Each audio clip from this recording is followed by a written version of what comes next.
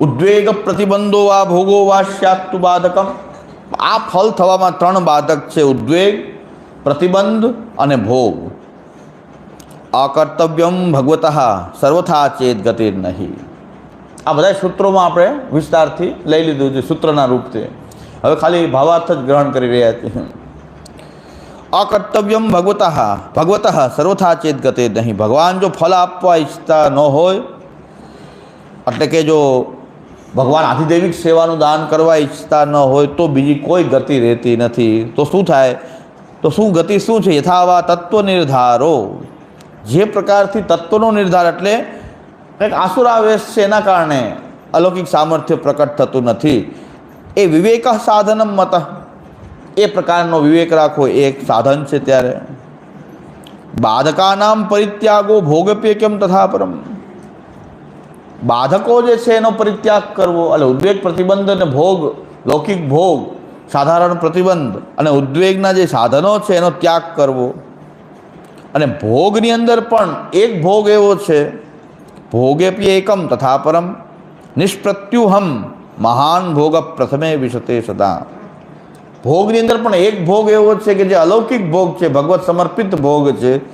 એ તો આખું અલૌકિક સામર્થ્યરૂપ ફલ જ છે, નિર્દુષ્ટ છે, મહાન ભોગ છે. એ તો અલૌકિક સામર્થ્યમાં પ્રવેશ થાય છે.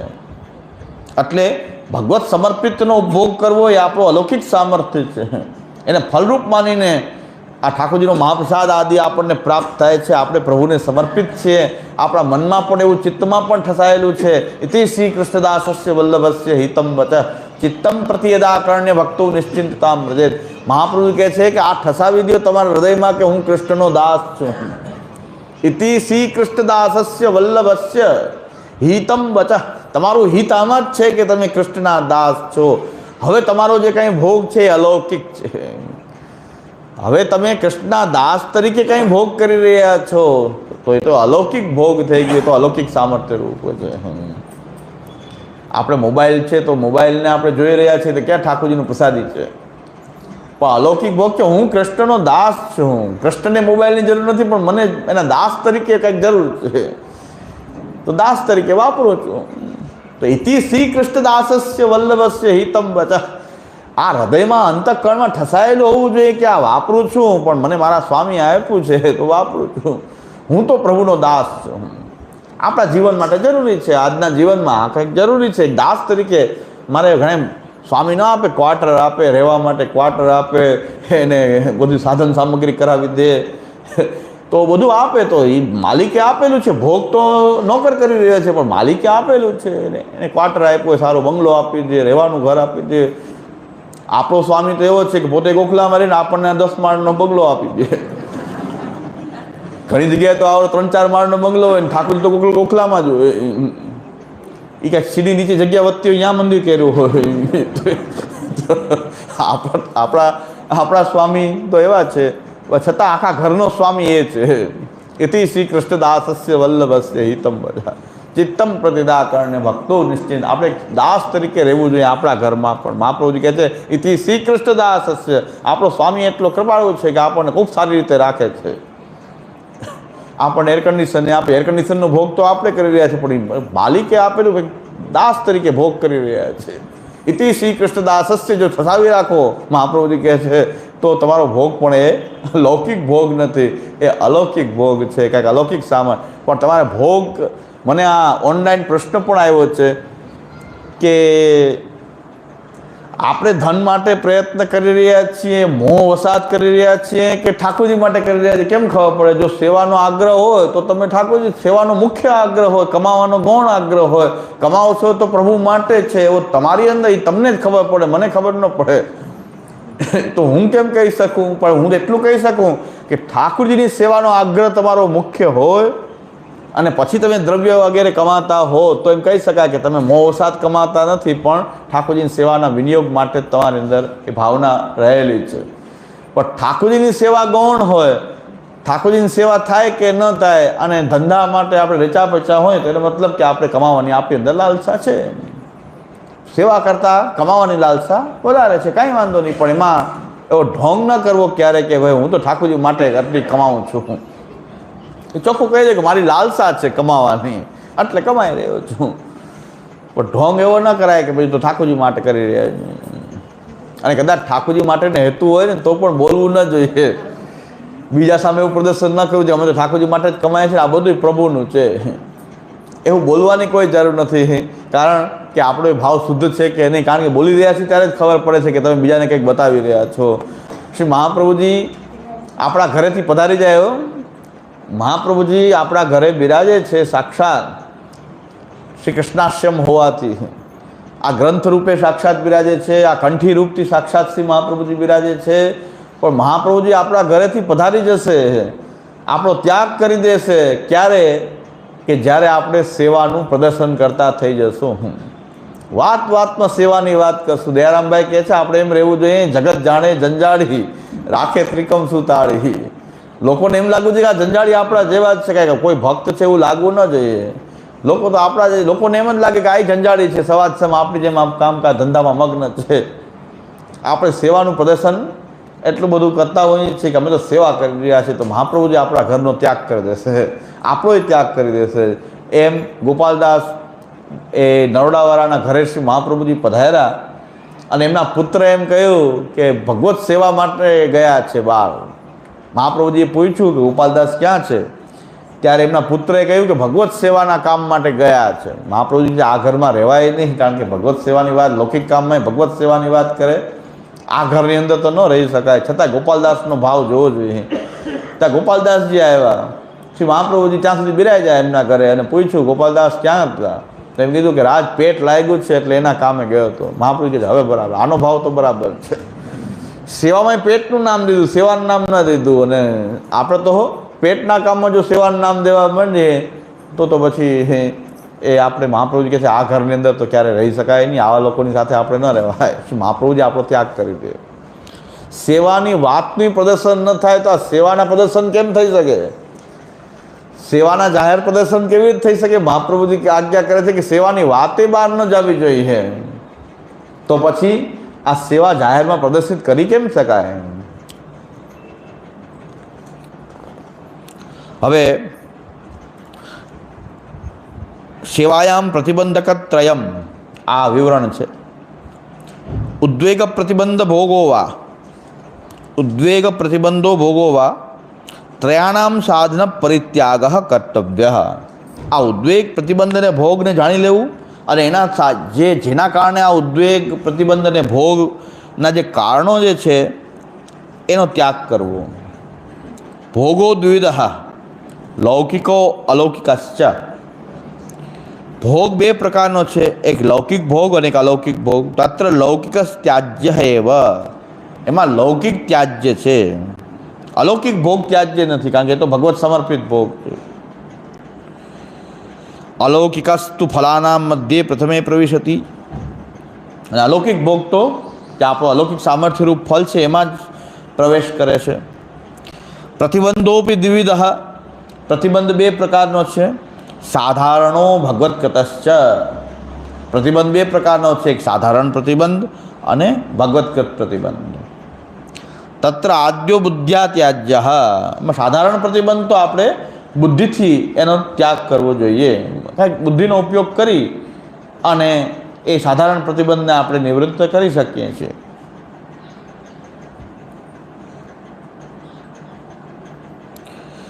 ભગવત્કૃત ચેત પ્રતિબંધ તદા, જો ભગવાન જ્યારે ભગવત્કૃત પ્રતિબંધ હોય તો તદા ભગવાન ફલમ ન દાસ્યતિ ઇતિ મંતવ્યમ. જ્યારે ભગવત્કૃત પ્રતિબંધ હોય તો ભગવાન ફલનું દાન કરવા ઈચ્છતા નથી. તદા અન્ય સેવા આપી વ્યર્થા.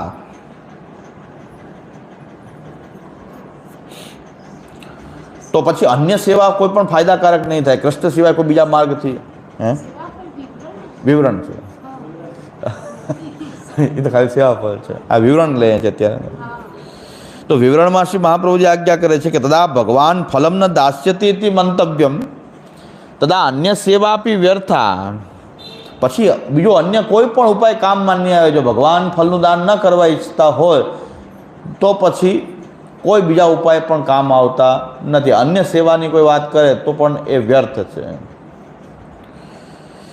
તો એમાં તો એક જ નિર્ધાર થઈ રહ્યો છે કે આસુરાવેશને કારણે અત્યારે આ કંઈ અલૌકિક સામર્થ્ય પ્રકટ થતું, સેવામાં કંઈક આવો અલૌકિક આનંદ આવતો નથી, એનું કારણ કે આસુરાવેશ છે.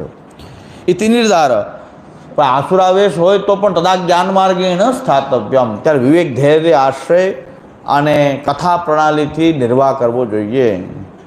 એ જ્યારે ભગવાન આધિદૈવિક સેવાદાન ન કરવા ઈચ્છતા હોય તો એ સમયે પણ આપણે વિવેક, ધૈર્ય, આશ્રય પૂર્વક શરણાગતિ અને કથા એ જ્ઞાન માર્ગમાં સ્થિતિ કરવી જોઈએ.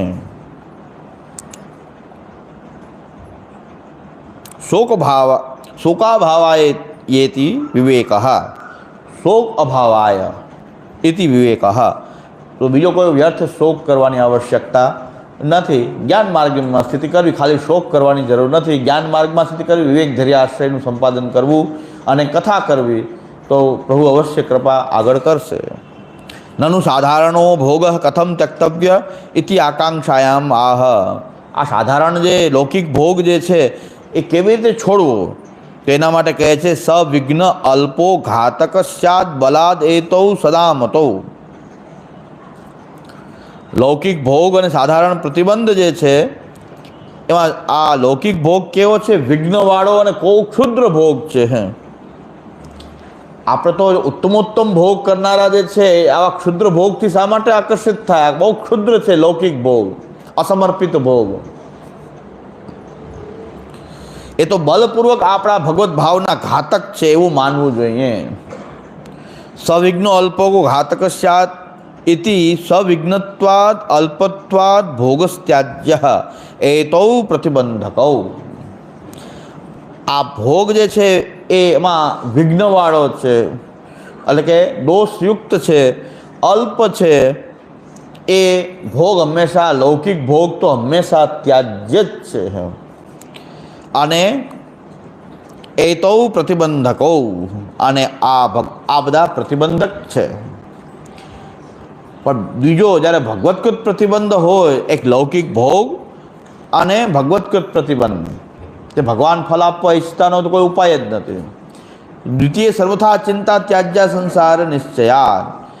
દ્વિતીયો ભગવત્કૃત પ્રતિબંધ જ્ઞાન સ્થિત્ય ભાવે ચિંતા અભાવાર્થમ આહ દ્વિતીય સર્વથા ચિંતા ત્યાજ્યા સંસાર નિશ્ચય. મહાપ્રભુજી કેટલા જોવા, અને મહાપ્રભુજીના વચન જોઈએ તો કેટલા કૃપાળુ છે શ્રી મહાપ્રભુજી. બધે એમ કહે છે કે ચિંતા, વ્યર્થમાં કોઈ ચિંતા કરવાની જરૂર નથી. ચાલો, કોઈ વ્યર્થમાં શોક કરવાની જરૂર નથી કે ભાઈ અલૌકિક સામર્થ્યરૂપ ફળ ન થયું, કે ભગવાન ફલ આપવા ઈચ્છતા નથી, તો વ્યર્થમાં કોઈ ચિંતા કરવાની જરૂર નથી. પણ જ્ઞાન માર્ગે એને સ્થાતવ્ય, ભગવાનની કથા માર્ગમાં સ્થિત થઈ જાઓ. બીજી ચિંતા છોડી દો કે કેમ ફલ ન થયું, શું કામ નથી થતું, મને કેમ નહીં, કાંઈ નહીં. મહાપ્રભુ કે ચિંતા, ક્યારેય ચિંતા ના કરો. મહાપ્રભુજી એવા કૃપાળુ છે, હંમેશા એમ કે ચિંતા ના કરો, એનો ઉપાય છે એ કરો. દ્વિતીય ભગવત્કૃત પ્રતિબંધ જ્ઞાન સ્થિત્ય ભાવે ચિંતા અભાવાર્થમ આહ દ્વિતીય. અમે જો તમે જ્ઞાન માર્ગમાં સ્થિતિ ન કરી શકતા હો તો વ્યર્થમાં ચિંતા કરવાનું છોડી દો. સંસાર નિશ્ચિત છે માનીને સંસારમાં હવે અધપતન ન થાય એનું ધ્યાન રાખો, બાકી ખોટી હવે ચિંતા છોડી દો. ન તો આદ્ય દાતૃતા નાસ્તિ, આદ્ય ફલાભાવે ભગવતો દાતૃત્વ નાસ્તિ તદા સેવા નાધિદેવિકી ઇત્યુક્તમ ભવતી. જ્યારે ભગવાન ઈચ્છા નથી કરતા ફલ આપવાની તો સેવા આધિદૈવિક થઈ શકતી નથી. તૃતીય બાધકમ ગ્રહમ, અને લૌકિક ભોગ છૂટતો જ ન હોય તો ઘર બાધક છે. પછી તો ભોગા સમર્પિત થઈને ભગવત સેવા થઈ શકે તો જ ઘર સાધક છે. પણ જે ઘરમાં ભગવત સમર્પિત જીવન ન નભી શકતું હોય તો એ તો બાધક છે. ઘર હવે બાધક થઈ ગયું છે. ભોગાભાવ તદેવ સિદ્ધતિ યદા ગ્રહ પરિત્યાગ. અને ભોગાભાવ, આ લૌકિક ભોગ તો ત્યારે જ છૂટે જ્યારે વ્યસન દશા સુધી કથા પક્ષનો નિર્વાહ કરી અને ગ્રહ પરિત્યાગ કરવામાં આવે. અવશ્યેયમ સદા ભાવ્યા સર્વમ અન્યન મનોભ્રમ. આ હંમેશા ભગવાનની આ દાતૃતાનું હંમેશા ભાવન કરવું જોઈએ. આના સિવાય ભગવાન જ ફલદાતા છે, પ્રભુ જ ફલરૂપ છે. આ પ્રભુની સેવા કરતા રહેવી જોઈએ બસ. બાકી બધો મનોભ્રમ છે. સર્વમ અન્યન મનોભ્રમ તદ્યૈરપી તત્કાર્યમ. ભગવાન ફલદાન કરવાવાળા તો પ્રભુ છે, પ્રભુ સર્વ સમર્થ છે. સેવાના આધારે ફલ નથી આપતા, એની સ્વતઃ સામર્થ્યથી ફલ આપે છે. એવા ભગવાનની દાતૃતાની અવશ્ય ભાવના કરતી રહેવી જોઈએ. આપણે એમના છીએ, તદીય આપણે તો તદીય છીએ, પ્રભુના છીએ. તદીયરપી તત્કાર્યમ, અને તદી જને તો હંમેશા ભગવાન જ ફલદાન કરવાના છે એવી ભાવના કરવી જોઈએ. અને એક મનમાં નિશ્ચય રાખવો જોઈએ કે ભગવાન તો પુષ્ટિમાં બિરાજે છે, પુષ્ટિ કરવાવાળા છે, કૃપા કરવાવાળા છે. એ ક્યારેય વિલંબ નહીં કરે, પ્રભુ વિલંબ નહીં થવા દે, એટલો દૃઢ વિશ્વાસ પ્રભુમાં રાખવો જોઈએ. ગુણક્ષોભેપી દ્રષ્ટવ્યમ એતદેવેતિ મે મતિ. ગુણક્ષોભેપી, મનમાં કોઈ શંકા કુશંકા કે અજ્ઞાન ભ્રમ મોહ ઉત્પન્ન થતો હોય તો દ્રષ્ટવ્યમ એતદેવેતિ, ત્યારે ભગવાન જ ફલદાતા છે, એની દાતૃતાનો જ વિચાર કરવો જોઈએ એવી મારી મતિ છે. કે પ્રભુ પુષ્ટો નૈવ વિલંબયેત, પ્રભુ ક્યારેય તદીજનો માટે પ્રભુ વિલંબ નહીં કરે એવો ભગવાનના દાતૃતા ઉપર વિશ્વાસ હંમેશા રાખવો જોઈએ. એવી શ્રી મહાપ્રભુ કહે છે મારી મતિ છે, મેં મતિ, આવી મારી મતિ છે. કુસૃષ્ટિરત્રવા કાચિત ઉત્પદ્યેત સવૈ ભ્રમ. આના સિવાય કોઈ બીજું, સેવા સિવાય બીજું કોઈ ફલ બતાવતું હોય, પુષ્ટિ જીવની સાર્થકતા તો ભગવત સેવામાં જ છે, એના સિવાય જો કોઈ બીજી કોઈ ફલરૂપતા બતાવતું હોય તો કુસૃષ્ટિ છે અને એ ભ્રમરૂપ છે. એ ભ્રમમાંથી આપણે નિવૃત્ત થવું જોઈએ અને સેવાના માર્ગ ઉપર ચાલવું જોઈએ, સેવા કરતા રહેવી જોઈએ, સમર્પિત થઈ અને ભગવત સેવા એ કરતા રહેવી જોઈએ. એ આપણે આ શ્રી મહાપ્રભુજીની કૃપાથી આપણો જે મનોરથ હતો કે 16 ગ્રંથ શ્રી મહાપ્રભુજીના ચરણારવિંદમાં બેસી અને 16 ગ્રંથ આપણે એક વખત અધ્યયન કરીએ તો પુષ્ટિજીવોને પુષ્ટિ માર્ગ મળી જશે. પુષ્ટિજીવોને પુષ્ટિ માર્ગમાં લાવવાનો એક જ રસ્તો છે, એને શ્રી મહાપ્રભુજીની વાણીનો સંબંધ કરાવવો. મહાપ્રભુજીની વાણીનો સંબંધ થશે અને ફરીથી પાછા પુષ્ટિજીવ પુષ્ટિ માર્ગનો ગ્રહણ કરી લેશે. કોઈના પ્રત્યે બહુ ભાવ થતો હોય કે આનું કલ્યાણ થાય તો પુષ્ટિજીવનું કલ્યાણ એ છે, એને મહાપ્રભુજીની વાણીનો સંગ કરાવવાથી અને પુષ્ટિ માર્ગમાં જોડી દેવાથી એનું કલ્યાણ થઈ જશે. એક ફલ વિશે શ્રી ગોપીનાથજીની જે આજ્ઞા છે એ હજી આપણે એ સ્મરણ કરી લઈએ. શ્રી ગોપીનાથજી આજ્ઞા કરે છે આખું ફલની જે પ્રક્રિયા જે છે એના વિશે. સાધન દીપિકા. ગુરુદત્તાન સ્વયં લબ્ધામ ભક્તેરપી સુપૂજિતામ વ્યંગાંગીમપી સેવેત યદિ ભાવો ન બાધ્યતે. પુષ્ટિ માર્ગમાં ગુરુ ઠાકોરજી પધરાવી દે, તમને સ્વયં ઠાકોરજી કોઈ પ્રાપ્ત થાય કે કોઈ ભક્તો દ્વારા સેવા થયેલા પ્રભુ તમને મળે, આ બધાની સેવા થઈ શકે. સ્વયં લબ્ધ પણ હોય તમે એની સેવા કરી શકો છો. ઘણા કહે છે તમને પોતે પ્રાપ્ત થયેલ તમે સેવા ન કરી શકો, ગુરુ પાસે પુષ્ટ કર્યા વગર ચાલે જ નહીં.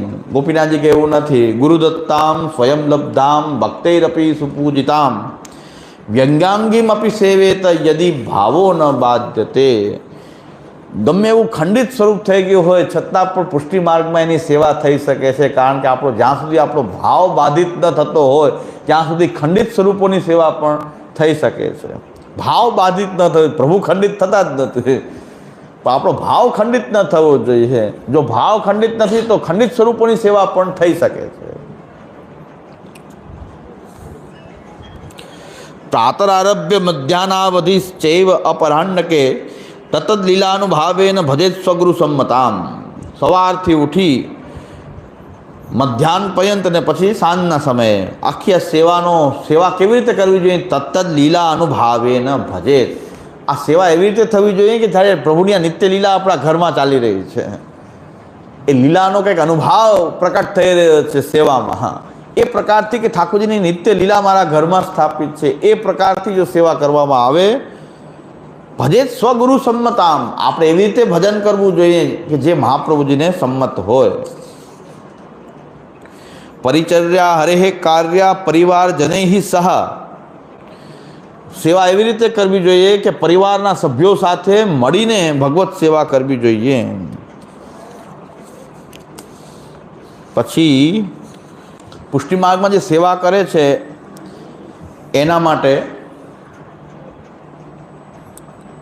ઊર્ધ્વપુંડ્રાણી મૃન્મુદ્રાહ તુલસી કાષ્ટજા પિસ્તક બાહ્યાંકાન્યાંતરાણી સ્યુઃ ભક્તે શાંતિ વિરક્તય. ઊર્ધ્વપુંડ તિલક ધારણ કરવું, તુલસી કાષ્ટની માલા ધારણ કરવી, આ બાહ્ય ચિહ્ન છે. ભક્તે શાંતિ વિરક્તય. પણ હૃદયમાં બે ચિહ્ન ધારણ કરવાના છે, એક કંઠી ને માલા બહાર, અને અંદર ધારણ કરવાના બે ચિહ્ન છે. એ છે આપણા અંતઃકરણમાં ઉપર અંકુશ અને વૈરાગ્ય. પુષ્ટિ માર્ગમાં વૈરાગ્ય કોઈ હોય નહીં, પણ કંઠી માલાની જેમ અંદર ધારણ કરવાનું છે વૈરાગ્ય. ભગવાન સિવાય અન્યત્ર સર્વ જગ્યાએ વૈરાગ્ય. શમો દમસ તપસ શૌચમ શાંતિર આર્જવ મેવ ચ. શમ આપણા અંતઃકરણમાં અંકુશ, અંતઃકરણ ક્યાંય વિષયોમાં ચલાયમાન ન થાય એવો અંકુશ. દમઃ ઇન્દ્રિયો પર દમન, ઇન્દ્રિય ઈચ્છે એ ભોગ તરફ એની ગતિ થતી હોય એનું દમન કરવું જોઈએ. તપઃ કંઈક સહન કરવાની ભાવના રાખવી એ તપ. શૌચમ પવિત્રતા, શાંતિર આર્જવ મેવ ચ ક્ષમા અને સરળતા. આપણું જીવન એકદમ સરળ હોવું જોઈએ, સરળતા હોવી જોઈએ, આંટીઘૂંટીવાળી વાતો ન હોવી જોઈએ. દયા દાનમ ચ વિજ્ઞાનમ, દયા દાન અને વિજ્ઞાન બધું ભગવદાત્મક છે એવું જ્ઞાન. શ્રદ્ધા, એની તો શ્રદ્ધા પૂર્ણપણે શાસ્ત્રોમાં શ્રી મહાપ્રભુજીના વચનોમાં પૂર્ણ શ્રદ્ધા. આ બધી દેવાત્મ સંપદા, આ દૈવી સંપત્તિ છે, બધાએ ધારણ કરવી જોઈએ. અને દૈવાત્મ સંપદા પુંસા ભક્તિર્ભવતી નૈષ્ઠિકી.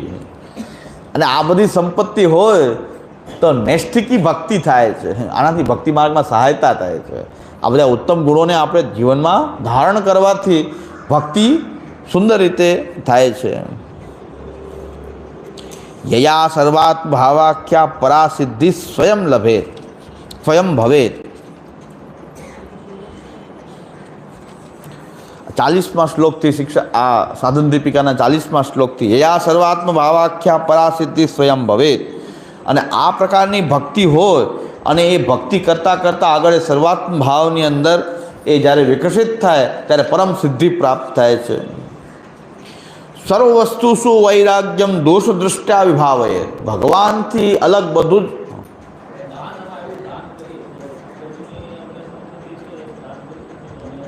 જ નહીં.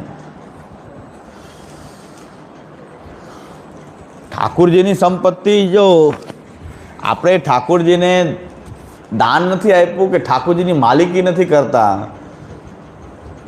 ઠાકુરજીને આપણે સમર્પણ કર્યું છે. હવે આપણે લૌકિક કાર્યાર્થ પણ એ દ્રવ્ય વાપરી રહ્યા છીએ, તો વૈદિક કે કોઈ દાનાર્થ કેમ ન વાપરી શકીએ? પણ એ બધાનો હેતુ ભગવાનને સંતોષ થાય, ગોપીજન વલ્લભ પ્રીત્યર્થ.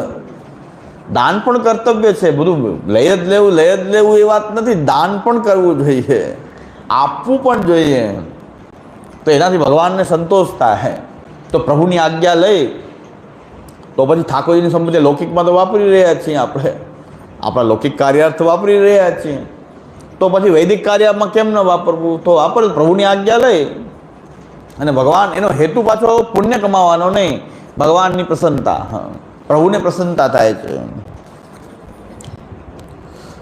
અરે સમર્પણને દાન ન માની લેવું કે આપણે ત્યાં વ્યવહાર સમર્પિત છે, પ્રભુને આપણે દાન નથી આપતા. સર્વ વસ્તુ શું વૈરાગ્યમ દોષ દૃષ્ટ્યા વિભાવયેત. ભગવાનથી અલગ બધી વસ્તુ છે દોષવાળી છે, કારણ કે એમાં ભગવાનનું રૂપ ન દેખાય તો દોષવાળી છે. બધી વસ્તુમાં વૈરાગ્ય રાખવું જોઈએ. દમનાદ ઇન્દ્રિયાણામ ચ સંતુષ્ટ્યાપી ચ સિદ્ધ્યતિ. ઇન્દ્રિયોનું દમન કરવું અને સંતોષ. ઇન્દ્રિયોના દમન કરવાથી સંતુષ્ટ્યાપી ચ સિદ્ધ્યતિ. સર્વત્રૈવ વિરક્તસ્ય રાગસ્યાત નંદનંદને. બધી જગ્યાએ વૈરાગ્ય અને કેવળ રાગ તો નંદનંદન એવા પ્રભુમાં જ એવો રાગ રાખવો જોઈએ. જો આ પ્રકારથી તેનાસક્તિશ્ચ વ્યસનન પ્રપંચાસ્ફુરણમ ભવેત.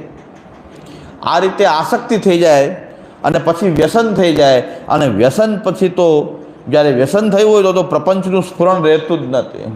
વ્યસન અવસ્થામાં તો પ્રપંચ વિસ્મૃતિ થઈ જાય. એવમ નિરુદ્ધ ચિત્તસ્ય. જો આ નિરોધ સિદ્ધ થઈ ગયો આ પ્રક્રિયાથી, કે પ્રપંચ વિસ્મૃતિપૂર્વક દ્રઢ ભગવદાસક્તિ થઈ ગઈ, તો પછી એવમ નિરુદ્ધ ચિત્તસ્ય અનુગૃહિતસ્ય ચેષિતુઃ. આ રીતે જેનું નિરુદ્ધ ચિત્ત થયું છે એનો લીલા પ્રવિશોપિષ્ટશ્ચ તસ્માત મત્સરણોક્ત. ભગવાનની જે પુષ્ટિ લીલા જે છે સાક્ષાત જે પુષ્ટિ માર્ગ છે એમાં એનો પ્રવેશ થયા છે, બીજું હવે કાંઈ બાકી રહેતું નથી. જો આ લોકમાં પ્રપંચ વિસ્મૃતિપૂર્વક જો ભગવદાસક્તિ થઈ ગઈ તો પછી આલોકનું તો બધું અહીં અલૌકિક સામર્થ્ય અહીં પ્રકટ થઈ ગયું, અને અલૌકિક સામર્થ્ય પછી નિત્ય લીલામાં પણ એવો અલૌકિક દેહથી એમને એ નવતનુત્વ દ્વારા પણ ભગવદ લીલાઓની પ્રાપ્તિ જ થાય છે. અહીં પણ જો નિરોધ થઈ ગયો પછી અંતે તો ભગવદ લીલાઓમાં એને ભગવાનની સેવાનો જ પાત્રતા પ્રાપ્ત થાય છે. તો આ રીતે શ્રી ગોપીનાથજી પણ અહીં સર્વાત્મ ભાવ, નિરોધ અને ત્યાર પછી થતો લીલા પ્રવેશ એ રીતે ફલનું બતાવે છે કે ભાઈ લીલા પ્રવેશનો અધિકારી જે છે એ તો અહીં પ્રાપ્ત થતું ફલ આ રીતનું ફલ નિરોધ જ છે, અને પછી દેહાંતર દેહ તો સર્વના છૂટતા જ હોય છે. જેને અલૌકિક સામર્થ્ય પ્રગટ થયું એનો પણ લૌકિક ભૌતિક દેહ તો છૂટે જ છે, પછી કેવલ લીલા પ્રવેશ જ એને બાકી રહે છે. તો ભગવાન નિત્ય લીલાઓમાં પણ એ કેવલ ભગવાનની સેવા જ કરતા રહે છે. તો આ રીતે આપણે 16 ગ્રંથ, સાધન દીપિકા અને થોડું સાધન પ્રકરણ, આ બધા ગ્રંથોનો સમન્વય કરીને આપણે જે મહાપ્રભુજી જે ઈચ્છું હશે કે ભાઈ પુષ્ટિજીવોને જો પુષ્ટિ માર્ગમાં વાળવા હોય તો બીજો કોઈ રસ્તો નથી. ઘણા કહે છે ને હવેલી ચલાવો તો બધા ઈ બાને આવે, ના ઈ બાને આવશે તો એ કાંઈમાં કાંઈ વળશે નહીં કાંઈ. જનતા તાવડો ચડાવીને પુષ્ટિ માર્ગમાં વાળશું તો ખાલી મોનથાળ લેવા જ આવશે જનતા તાવડા, પછી કંઈ પુષ્ટિ માર્ગનું અનુસરણ નહીં કરે. રાસ વિલાસ કરીને બધાને ભેગા કરશું તો ખાલી રાસ વિલાસ વખતે જ દેખાશે, પુષ્ટિ માર્ગમાં નહીં જોડાય. પુષ્ટિ માર્ગમાં જોડવું એટલે ભગવત સેવા, ભગવત કથાના માર્ગમાં જોડાવવું. તેની માટે બીજા કોઈ ઉપાય કરવાની જરૂર નથી. એને તો કેવલ મહાપ્રભુજીની વાણી એને સંભળાવવાની આવશ્યકતા છે, મહાપ્રભુજીની વાણીનું ચિંતન કરવાની આવશ્યકતા છે. જો પુષ્ટિજીવ હશે તો એ માધ્યમથી એ પુષ્ટિ માર્ગમાં જોડાઈ જશે, ઘરમાં સેવા કરતા થઈ જશે. તો આપણે એ જ કહ્યું છે આટલા વર્ષોમાં કે આપણો ધ્યેય એક જ હતો કે પુષ્ટિ માર્ગી જીવ હોય, જો અથડાતા ભટકાતા હોય અને બીજા કોઈ માર્ગમાં ચડી જતા હોય તો એને પુષ્ટિ માર્ગ પ્રાપ્ત કરાવવા માટે ઘણા એ લોકોને શરૂઆતમાં આવ્યા, પછી ઘણા લોકોને બંધ થઈ ગયા. એને એમથી કાં તો બહુ ખરાબ બોલે છે, નિંદા કરે છે, અને વલ્લભકુળના દોષ જોવે, એવું બધું થાય પણ જો આજે પુષ્ટિજીવ હશે તો પાછા આવી જશે. તો પાછા 2-5-10 વર્ષ, 2-5-7 વર્ષ નહીં આવ્યા હોય પાછા ઘણા લોકો આવી જાય, પાછા આવી જાય તો આવી આવવાની છું, જવાની છું. આ તો રામજી કી ચિડિયા રામજી કા ખેત, ખાઓ ચિડિયા ભર પેટ. તો રામજી કી ચિડિયા રામજી કા ખેત મહાપ્રભુજીનો માર્ગ છે. મહાપ્રભુજીની વાણીની ચર્ચા કરી રહ્યા છીએ. અનુકૂળ આવે તો આવો, અનુકૂળ ન આવે તો જાઓ, પણ મહાપ્રભુજીના જીવ હશો તો પુનઃ પાછા તમે આવશો અને મહાપ્રભુજીની વાણી સાથે જોડાશો કોઈ પણ રીતે, અને જોડાશો અને એના દ્વારા ઘરમાં ભગવત સેવા કરતા થઈ જશો. એટલે ઘણા લોકોને વચ્ચે અનુકૂળ આવ્યું, ન આવ્યું, ઘણા લોકો નીકળી ગયા, ઘણા પાછા આવી ગયા, આયા રામ ગયા રામ. જે પુષ્ટિ જીવ છે પણ અથડાઈ રહ્યા છે ને, આ અથડાઈ રહ્યા છે, ભટકાઈ રહ્યા છે. તો આપણે આટલા વર્ષોમાં 16 ગ્રંથ પ્રવચનમાલા ચાલી, એમાં બધા અનુભવો થયા, પણ ધૈર્યપૂર્વક સેવા ફળ સુધી પહોંચી જવાની આપણે એક ધૈર્ય રાખ્યું કે જે થવાનું એ થાય. ધૈર્યપૂર્વક આપણે સેવા ફળ સુધી પહોંચી જઈએ. સેવા ફળ સુધીમાં જે પુષ્ટિ જીવ હશે એ પુનઃ આવી જશે, ઘરમાં રહીને સેવા કરતા થઈ જશે. એમાં આપણું કોઈ સામર્થ્ય નથી. આ વાણીથી જોડાશે, એના દ્વારા એને પુષ્ટિ માર્ગ સાથે એ જોડાઈ જશે. હવે કાલે જે પ્રશ્ન હતો પુષ્ટિ સંપ્રદાય, પુષ્ટિ ભક્તિ માર્ગ અને પુષ્ટિ માર્ગ, આપણે શરૂઆતમાં કંઠી લઈને આવીએ છીએ, નામ દીક્ષા લઈએ છીએ, બ્રહ્મ સંબંધ દીક્ષા લઈએ છીએ. એ આખો પુષ્ટિ સંપ્રદાય છે. એ સંપ્રદાયના સ્વામી શ્રી મહાપ્રભુજી, શ્રી ગોપીનાથજી ને શ્રી ગુસાઈજી છે. સૌથી પહેલાં આપણો સંપ્રદાયમાં પ્રવેશ છે, અને આ સંપ્રદાયના સ્વામી તો શ્રી મહાપ્રભુજી છે, શ્રી ગોપીનાથજી, શ્રી ગુસાઈજી છે. ઠાકુરજીને જગાવતા પહેલાં પણ મહાપ્રભુજીના કીર્તન બોલાય છે. આપણે ત્યાં ગુસાઈજી મહાપ્રભુજીના કીર્તન પહેલાં બોલાય છે, કારણ કે પહેલો સંબંધ એમનો છે. મહાપ્રભુજીનો સંબંધ પહેલાં છે, પછી આપણને કંઈક આગળ એ ઠાકોરજીનો રસ્તો પ્રાપ્ત થાય છે. આ ગુરુ એવા છે કે જે પોતાની પાસે નથી રાખતા, બધાને ઠાકોરજીની સેવા કરવાનું કહે છે, એ પણ ઘરમાં, તમારા જ ઘરમાં. હા, પોતાની પાસે એને રાખવાનું નથી કહેતા. એ શ્રી મહાપ્રભુજી જે છે એ પુષ્ટિ સંપ્રદાયની અંદર તો શ્રી મહાપ્રભુજી જ સ્વામી છે. સંપ્રદાયના સ્વામી તો શ્રી મહાપ્રભુજી છે. અને સંપ્રદાયમાં આપણે આવીએ, સંપ્રદાય અનુસાર સાધના કરીએ, અને ભક્તિ માર્ગ જે છે પુષ્ટિ ભક્તિ માર્ગ, હવે સંપ્રદાયથી આગળ ભક્તિ, એ દાન કરવાવાળા શ્રી યમુનાજી છે. એટલે ભક્તિ માર્ગની અધિષ્ઠાત્રી શ્રી યમુનાજી છે. મહાપ્રભુજી એટલે જ તો આપણને યમુનાષ્ટક દ્વારા એ શ્રી યમુનાજીથી જોડે છે, કારણ કે ભક્તિની દાત્રી શ્રી યમુનાજી છે, પુષ્ટિ ભક્તિ.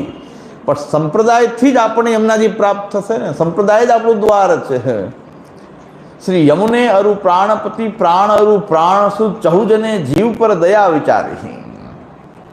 બે વસ્તુ છે કે આ યમુને અરુ પ્રાણપતિ પ્રાણ અરુ પ્રાણ સુધ. તો યમુને યમુનાજી જે છે એ પ્રાણ એટલે આ પુષ્ટિ માર્ગના પ્રાણરૂપ શ્રી મહાપ્રભુજી, પ્રાણ સુધ શ્રી ગુસાઈજી અને પ્રાણપતિ ઠાકુરજી, પ્રાણરૂપ શ્રી મહાપ્રભુજી એના પતિ પ્રાણપતિ. આ ચારેયની કૃપા જીવ ઉપર છે ત્યારે પુષ્ટિ માર્ગમાં ચાલી શકે છે. તો એ यमुने की जा पर होत कृपा सोई वल्लभ कुल शरण आवे है, અને જાઓ પર વલ્લભ કૃપા હોય સોઈ શ્રી યમુનાજી કો રૂપ પર કે. બે વસ્તુ છે કે વલ્લભની કૃપા હોય તો યમુનાજી મળે ને યમુનાજીની કૃપા હોય તો વલ્લભે મળી જાય. આ બધા સ્વરૂપો એવા છે, બધા અલૌકિક છે, પ્રાકૃત છે, બધા એક જ છે. પણ લીલાર્થ સંપ્રદાયના આચાર્ય રૂપથી શ્રી મહાપ્રભુજી ભક્તિ માર્ગની અધિષ્ઠાત્રી શ્રી યમુનાજી છે, ભક્તિનું દાન કરનારી શ્રી યમુનાજી છે, પુષ્ટિ ભક્તિ આપનારી શ્રી યમુનાજી. તો મહાપ્રભુજી જ યમુનાજીથી જોડે છે. ભક્તિ માર્ગ એ ભક્તિ માર્ગ થયો, અને એનાથી આગળ ભગવાન લીલા જે ચાલી રહી છે એના અધિષ્ઠાતા તો ભગવાન પોતે જ છે. ત્યાં તો લીલામાં તો બધું જ પ્રભુ જ, એના પતિ તો ત્યાં ભગવાન જ છે. પુષ્ટિ માર્ગ એ પુષ્ટિ માર્ગ. આપણે સંપ્રદાયમાં આવશું, સંપ્રદાયથી પુષ્ટિ ભક્તિ માર્ગમાં આવશું, અને ભક્તિથી પછી પુષ્ટિ માર્ગનો અધિકાર પ્રાપ્ત થશે, જેને શ્રી ગોપીનાથજી કહે છે લીલા પ્રવિશોપી ઇષ્ટસ્ય તસ્માન મત શરણોક્તિતા. અને ભગવાન એવા જીવ માટે તો એમ કહે છે કે હું તમારો રક્ષક છું. ત્યાં શ્રી કૃષ્ણ શરણમાં નહીં કહેવું પડે, પણ ભગવાન કહે છે કે હું તમારો રક્ષક છું. તસ્માન મત શરણમ ગોષ્ઠમ મન્નાથમ. ક્યાં જાઓ છો, લાવો તમને હું મારી પાસે રાખું. એ શુદ્ધ પુષ્ટિ જે છે એ પુષ્ટિ માર્ગમાં એ તો ભગવાનની લીલાઓમાં તો ભગવાન જ જે છે. નંદરાયજી અન્યાશ્રય કરવા જાય તો ત્યાંથી એમને વાળી દે, રજભક્તો અન્યાશ્રય કરે તો ત્યાં એમને વાળીને ગિરિરાજજીના પૂજનમાં લગાડી દે. ત્યાં બધો જ યત્ન ભગવાન કરે છે. આપણે અત્યારે આપણે ભાવના કરી રહ્યા છીએ કે હવે બ્રજભક્તોના ભાવની ભાવના કરતા કરતા સેવા કરી છે. પુષ્ટિ માર્ગમાં ભગવાન અસુરને મારે ને ભાવના કરે છે. અસુરને મારે છે કે પૂતનાને મારી તો મારા ભક્તોની અવિદ્યા દૂર થઈ જાય. તો પૂતના મારી તો ભગવાને ભાવના કરી કે મારા જે ભક્તો છે એની અવિદ્યા દૂર થઈ જાય. આપણે અહીંયા આપણે ભાવના કરી રહ્યા છીએ, ભાવોની ભાવના કરીએ છીએ. પુષ્ટિ માર્ગમાં તો ભગવાન ભાવના કરે છે, એ કાલી નાગનું દમન કરે છે. ભગવાન ભાવના કરે છે કે મારા ભક્તોની ઇન્દ્રિયાધ્યાસ દૂર થઈ જાય. એ ઇન્દ્રિયાધ્યાસ દૂર થઈ જાય. ભગવાને કાલી નાગનું દમન કર્યું ને ભક્તોની ઇન્દ્રિયાધ્યાસ બધાને દૂર થઈ ગયા. તો પુષ્ટિ માર્ગમાં તો કંઈક પુષ્ટિ માર્ગમાં કંઈક કરવાનું ન હોય, પણ પહેલાં તો પુષ્ટિ સંપ્રદાયમાં આવવું પડે, એમાં તનુવિતુજા સેવા કરવી પડે, ભગવાનનું શરણ રાખવું પડે, અન્યાશ્રય દૂર કરવો પડે, અને ભગવત સેવા અને ભગવત કથાના માર્ગમાં ચાલીએ તો આગળ પછી યમુનાજીની કૃપાથી ભક્તિભાવ સર્વાત્મ ભાવ સુધી પહોંચે. ત્યાર પછી જ્યારે ભગવત લીલાઓની પ્રાપ્તિ થાય, તસ્માન મત શરણોક્તિતા, એ પુષ્ટિ માર્ગની લીલાઓમાં જ્યારે પ્રાપ્તિ થાય ત્યારે બધું ભગવાન જ કરે છે, પછી જીવે કાંઈ કરવું પડતું નથી. તો આ આખો ક્રમ છે પુષ્ટિ માર્ગ. પુષ્ટિ માર્ગ કહીએ છીએ પણ છે આ સંપ્રદાય. સંપ્રદાયમાં તો શ્રી મહાપ્રભુજીની આજ્ઞા જ ચાલવું પડશે, એની આજ્ઞા જ પ્રમાણે આપણે ચાલવું પડે. લીલાની અંદર તો ભગવાન જ ભગવાન ભાવના કરીને ભક્તોની અવિદ્યા દૂર કરી દે. ભક્તો દેહાધ્યાસ, ઇન્દ્રિયાધ્યાસ, પ્રાણાધ્યાસ, અંતઃકરણાધ્યાસ, એ બધું જ ભગવાન પોતે અલગ અલગ અસુરોને મારે અને ભાવના કરે કે આ તો અસુર છે, ભક્તોમાં રહેલી આ રીતની અવિદ્યા છે, ભક્તોમાં રહેલો અંતઃકરણાધ્યાસ છે, એને હું મારી રહ્યો છું. તો ભગવાન સત્ય સંકલ્પવાળા હોવાથી જેવું વિચારે એવું થઈ જાય. તો ભક્તોના અવિદ્યા, અંતઃકરણાધ્યાસ, પ્રાણાધ્યાસ બધું દૂર થઈ ગયું. એવી પુષ્ટિ લીલામાં જો આપણે જવું હોય તો એના માટે તો શ્રી મહાપ્રભુજીના દ્રઢ ચરણ કેરો ભરોસો, એ મહાપ્રભુજીના ચરણારવિંદનો દ્રઢ આશ્રય અને શ્રી યમુનાજીની કૃપા. ત્યાર પછી આપણને એ ભગવાનની આવી લીલાઓની પાત્રતા આપણને પ્રાપ્ત થાય. આ તો વંચકો પુષ્ટિ માર્ગના નામે, પુષ્ટિ માર્ગમાં કંઈ સાધન ન હોય, પુષ્ટિમાં કાંઈ બસ લીલા વિહાર, લીલા વિહાર. આ તો બધા નરકમાં, આ લીલા વિહાર તો નરકમાં પહોંચાડવાનો ધંધો છે, બીજો કાંઈ નથી. આ બધા ઘણા લોકો પહોંચી જાય છે, બધા કે નિત્ય લીલામાં ગયા, ગોલોકધામમાં ગયા, બધા અંધતમ નરકમાં પહોંચી ગયા ગેરંટીથી. અમે તો ગેરંટી છે કે આ બધા અંધતમ નરકમાં જ પહોંચ્યા હશે. એટલે ભલે બોલા મહારાજ પૈસા લઈને એમ કહી દે ગોલોકધામની પ્રાપ્તિ થઈ માલા પિરામણમાં, હું તો સ્પષ્ટ રૂપે કહું છું કે મને પૂર્ણ વિશ્વાસ છે કે એ નરક સિવાય આ લોકોને, આ વ્યભિચાર કરનારાઓને, પુષ્ટિ માર્ગના નામે આ પ્રકાર કરનારા નરક સિવાય બીજે ક્યાંય પહોંચ્યા ન હોય. કોઈ નિત્ય લીલા એના માટે એ રહેલી નથી. આ બધા નરકમાં પહોંચ્યા છે. બધા ભાવનાની વાતો કરીને કેવલ ઇન્દ્રિયોના સ્વાદની તૃપ્તિ જ કરી રહ્યા છે. બધા નરકના અધિકારી છે. આપણે શ્રી મહાપ્રભુજીના બનીને રહીએ. શ્રી મહાપ્રભુજીના ચરણારવિંદમાં બધું જ રહેલું છે. શ્રી વલ્લભ ચરણ શરણ જાય, તું સબ સુખ તું લઈ રહે. બધું સુખ એના ચરણારવિંદમાં છે. ક્યાંય ભટકવાની જરૂર નથી, કોઈ ભગવદી ગોતવાની જરૂર નથી, કોઈને ભગવદી માનવાની જરૂર નથી, કોઈ એવા જ્યાં ત્યાં આપણને નિશ્ચય નથી તો કોઈને ભગવદી માનીને કોઈની પાછળ પડવાની જરૂર નથી. શ્રી વલ્લભ ચરણ શરણ જાય, તું સબ સુખ તું લઈ રહે. મહાપ્રભુજીના ચરણારવિંદમાં રહેવું, એમાં સર્વ સુખ રહેલું છે. મહાપ્રભુજીની વાણીનો સ્વાધ્યાય કરવો અને ભગવત ગુણગાન કરવું અને શ્રી કૃષ્ણ શરણમ દ્વારા ભગવત શરણાગતિમાં એ દ્રઢ રહેવું. મહાપ્રભુ કે ચિંતા વ્યર્થ કરવી નહીં, પણ શ્રી કૃષ્ણ શરણમ થાય તો એ કરવું. એ ન થાય, કથા થતી હોય તો કથા કરવી, સેવા થઈ સેવા કરવી. ચિંતા ખાલી કરવાથી શું ફાયદો છે? તમે ચિંતા ક્યાંક મારાથી કાંઈ થતું નથી, કરો ને શ્રી કૃષ્ણ શરણમ. ઘણા કહે છે ભગવાન નામ લેવાતું નથી, મેં લેવા માંડો શ્રી કૃષ્ણ શરણમ, શ્રી કૃષ્ણ. અડધી કલાક તો ભાગી જાય, લેવું ન હોય. મેં બેઠા મારું કલ્યાણ થશે, કેમ ન લેવાય? શ્રી કૃષ્ણ શરણમ, શ્રી કૃષ્ણ શરણમ. એ ભગવાન નામ લેવાતું નથી, લેવું નથી એમ કે લેવાતું નથી એમ નહીં, લેવું નથી. લેવું હોય તો બેસી જાવ, મારી સામે બેસી જાવ, શ્રી કૃષ્ણ શરણમ, શ્રી કૃષ્ણ શરણમ. અડધી કલાક જેટલી કેપેસિટી હોય એટલી ભગવાન નામ લેવા માંડ્યું, લેવાય. સામર્થ્ય તો ભગવાન આપ્યું જ છે, લેવાવાય માંડ્યું. લેવું નથી એમ કે મહાપ્રભુજી એ કહે છે કે હે દ્વિતીય ચિંતા ત્યાજ્ય સંસાર નિશ્ચય. સંસાર નિશ્ચય હોય તો ચિંતા કરવાથી શું ફાયદો? સંસારમાં છીએ તો છીએ. વિવેક દરિયાશ્રયનું રક્ષણ કરીને એમાંથી ક્યારેક પ્રભુ કૃપા કરશે તો બહાર આવું. ખોટે ખોટો આ ચિંતા અને ઉદ્વેગને બધું વધારવાથી શું ફાયદો છે? મહાપ્રભુજી દરેક જગ્યાએ એમ જ કહે છે, એકદમ પોઝિટિવ એપ્રોચ જેને કહેવાય. અત્યારે બહુ ચાલ્યું છે પોઝિટિવ એપ્રોચ, મોટિવેશનલ સ્પીકર્સને. હા, પોઝિટિવ મહાપ્રભુજી એકદમ પોઝિટિવ છે કે ભાઈ સંસાર નિશ્ચય છે તો કાંઈ નહીં, હવે અધપાત ન થાય એવા કામ ન કરો, ઉત્પાત તો ન કરો. કે સંસાર છે તો છે. એ સંસાર કેમ થયો છે? ભગવાન અવિદ્યા શક્તિનો પ્રયોગ કર્યો છે એટલે થયો છે. તો ભગવાનનો જ આશ્રય કરવો જોઈએ. તો દ્વિતીય સર્વથા ચિંતા ત્યાજ્ય સંસાર નિશ્ચય. કોઈ ચિંતાની વાત નથી, પણ સેવા, કથા, શરણાગતિ આ માર્ગ ઉપર ચાલતા રહેવું જોઈએ. ચાલવાથી જ બધું ફલ પ્રાપ્ત થાય છે. અને કદાચ ન ચાલી શકીએ તો ભગવાનના ચરણારવિંદમાં બેસી જવું જોઈએ કે હવે હું ચાલી શકું, સમર્થ નથી, આપના શરણમાં બેસી ગયો છું. કૃષ્ણને કરવું હોય તે કરે. તો શરણમાં બેસી જવું એ મોટી વાત છે. તો ભગવાન આપણને ગોદમાં તેડીને લઈ જતો કે તારે ચાલી નથી શકાતું તો કાંઈ નહીં, શરણમાં બેસી ગયા. અન્યાશ્રય નહીં કરીએ, કોઈ પણ પરિસ્થિતિમાં અન્યાશ્રય નહીં કરીએ. એક વખત આપની છાપ માથે લાગી ગઈ છે, પછી હવે અમે અન્યાશ્રય કદાપી ન કરી શકીએ. કોઈ પુષ્ટિમાર્ગ અધિદેવી ફલ પ્રાપ્ત થાય કે ન થાય, કે અમારી અંદર કોઈ એવો અલૌકિક ભાવ ભક્તિ પ્રકટ થાય કે ન થાય, પણ અમે અન્યાશ્રય કદાપી ન કરી શકીએ. એટલી પ્રતિબદ્ધતા શ્રી મહાપ્રભુજીના ચરણારવિંદમાં આપણે રાખીએ. હવે આમાં તો કંઈ એવું લાગતું નથી કે કંઈ અઘરું હોય. તો આ આપણે 16 ગ્રંથ પ્રવચનમાલા શ્રી મહાપ્રભુજીની કૃપાથી આપણે 16 ગ્રંથ અધ્યયન કર્યા. એટલે જ મેં કીધું 16 ગ્રંથ એક વખત આપણું અધ્યયન થઈ જાય એટલે હરિરાયજીના ગ્રંથો પછી આપણે આનંદથી, હરિરાયજીના ગ્રંથો પણ આપણે આનંદથી આગળ લેશું.